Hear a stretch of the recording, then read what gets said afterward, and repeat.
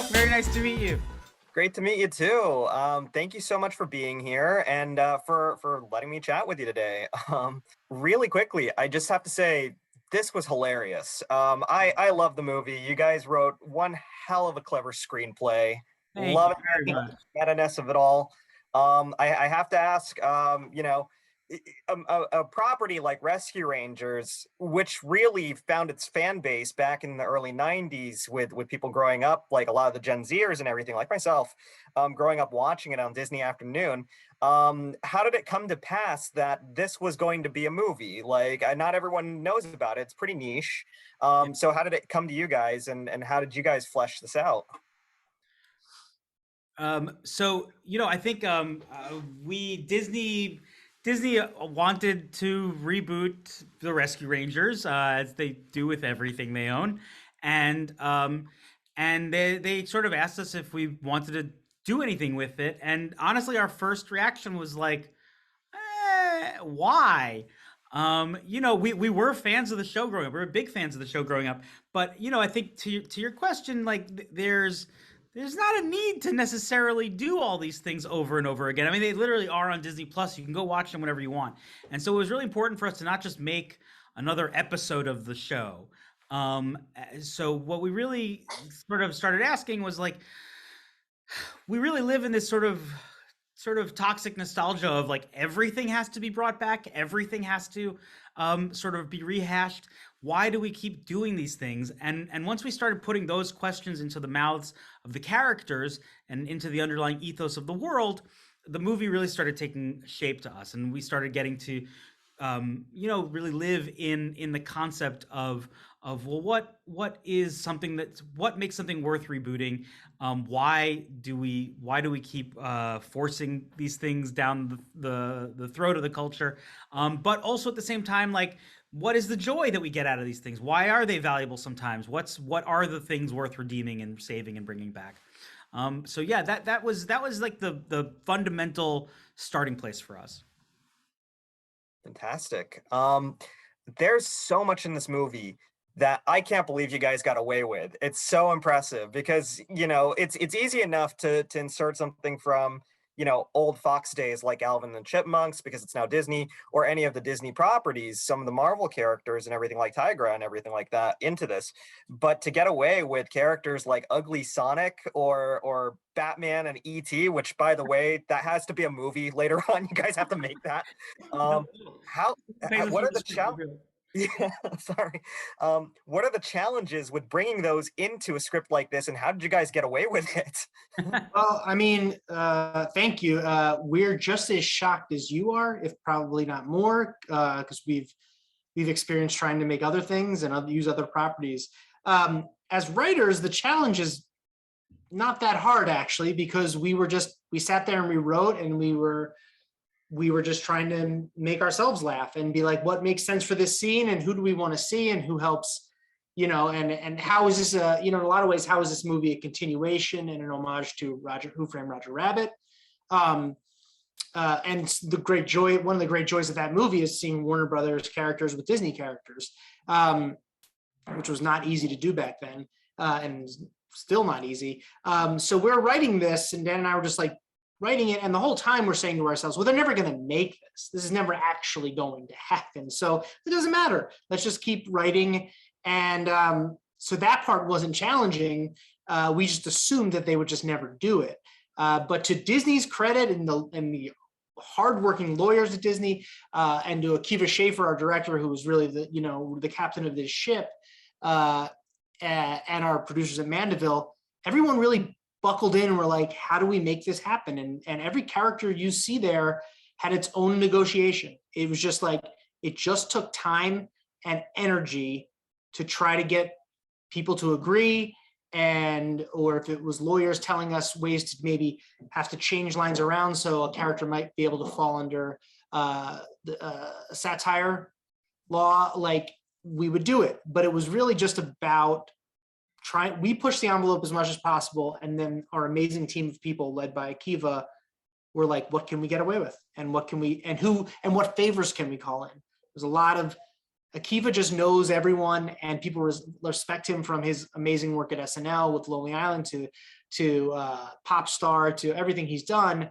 And so he's got a bit of a shorthand with lots of people, and lots of calls were made, lots of lawyers discussed lots of things that I don't understand. And we're just as shocked as you are that this movie got made the way it did. We have 4 days until it's released, or 3 days, and I got to be honest, I still think there will be a legal injunction. Hopefully not. I think honestly, when those lawyers see how you guys are using this IP and how hilarious it is, no one's going to question it. They're just going to be like, it was all for the art, and it was perfect. Thank you. Thank you. Yeah, it's so easy today. I think, Dan, you kind of alluded to it, with everything being rebooted, with nostalgia and everything being at its peak levels. It's so easy today to get into this habit when you're creating movies of really just Easter egg cameo, overload. Everybody just kind of does it. Without naming names, there was a basketball movie last year with cartoon characters that was all just cameo porn, basically, for lack of a better term. Nope. How do you find the balance with making these references and making these Easter eggs, really funny and really pop, but also never losing sight on the story that you're trying to tell or the characters that you're trying to do to service? I think the big thing for us was just treating the world with a baseline reality that that these are characters that exist in the real world, in a sort of real Los Angeles that we would all recognize. And so, it's also one of the biggest parts of why it was so important to not have just Disney IP in this movie, because we really didn't want it to feel like an advertisement for Disney Plus. It needs to feel like, there's been 30 some years since Roger Rabbit. And so there's a whole 30 plus years of new animation history that needs to be serviced, as to like, okay, every type of animation style and all the world influences that have come into American culture since then, that create a much larger scope of animation that would exist in this make-believe Los Angeles. And I think for us, the really important thing was like, just don't treat anyone with more respect than they would be treated if they were real celebrities. That sort of thing, where hopefully, you've got the real peak stars of animation celebrityhood. You got your Mickeys, you got your Bugs Bunnies, and you're not gonna see them walking around the street. That's like, that would be like seeing Tom Cruise walk out of a Panera Bread. That's not gonna happen. And so what was important for us was really treating that reality as something that might be legitimately real. That's awesome. I have to ask, we absolutely should focus on Chip and Dale in a movie like this. They are the stars, and that relationship is the heart of this movie. That being said, as a fan of the entire team, the full squad, were there any plans to use Gadget, Monterey Jack, or Zipper to a larger capacity in this movie? And if not, will we potentially see that in Chip and Dale too? Well, I think that it's a good question, and yes, these were discussions that were had throughout the 7 years of writing this movie and going back to it, and but like you said, the story that stuck out to us for this movie was that of friendship between Chip and Dale, and telling that story about two friends who met over a love of comedy and feeling alone and coming together, and then having a falling out, and what that means, and it was the story we wanted to tell in the backdrop of the world of celebrity and the world of fame. So that was the most important thing for us. So as we tried to incorporate other characters in more and more, it became, how do we service that story first and foremost? And we knew that there would be some pangs for fans wanting more of the whole gang, and we understand that. But we had to service that story first and foremost. To answer your second part of the question is, yes, there are definitely stories to be told between Zipper, Gadget, and Monterey Jack that we would love to keep telling, and we would love the chance to do.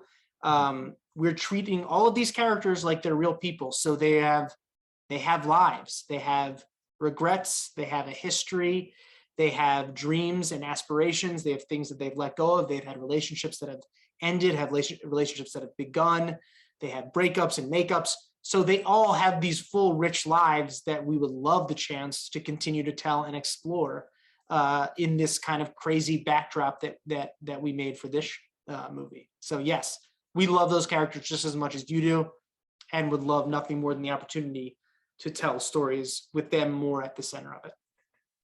I absolutely know that audiences everywhere this Friday, when they see this and the biggest smiles get beamed on their faces because of your work, they're going to want that second movie, and they're going to want to explore those relationships with the full squad as well. Yeah. So thank you guys so much. This was amazing. This movie is amazing. I can't wait for everyone to see it too. Thank you. I appreciate that. That's so kind of you. Of course. Rescue Rangers is out this Friday, May 20th on Disney+. Thanks, guys. Thank you so much, Mike. The activists, directors, comments and the lectures, fanboys, professional artists and professors. Maybe a nerd who's just like you, talking about the things that you like too. So I invite you to the NOC. In full color, you see me. The hard knock life.